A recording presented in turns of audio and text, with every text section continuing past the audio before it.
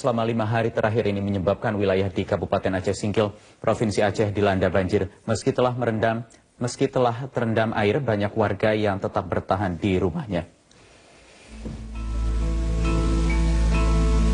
Sobariah, ibu 3 anak ini, memilih tetap bertahan di rumahnya meski air banjir telah masuk hingga ke seluruh ruangan di dalam rumah.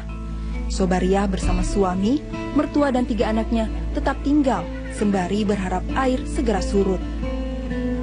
Seperti warga desa Pemuka, Kecamatan Singkil lainnya, pilihan Sobariah untuk tetap bertahan di rumah disebabkan jauhnya lokasi pengungsian. Pilihan bertahan di rumah ini harus dibayar dengan rasa was-was ketinggian air yang akan naik. Di sini aja lah kami, masak pun ke depan, rumah udah tenggelam. Itulah seharian kami di sini.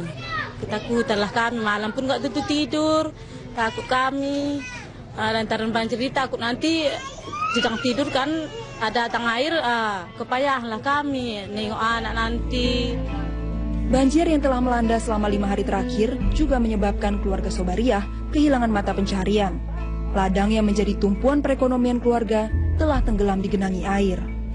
Praktis, Sobariah dan keluarganya bertahan dengan stok pangan yang kian hari kian menipis.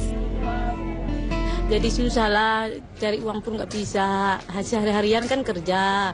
Lantaran banjir nggak bisa lagi kerja. Gini seharian nengok anak, ketakutan kan. Itulah masak ada pun beras. Tunggulah kalau ada nanti baru masak. Kalau nasi pun seadanya lah kayak masak. Kini Sobariah hanya dapat pasrah dengan kondisi banjir yang terus menggenangi rumah dan seluruh desanya. Ia hanya bisa berharap bantuan pangan segera datang untuk keluarga dan seluruh tetangga satu desanya.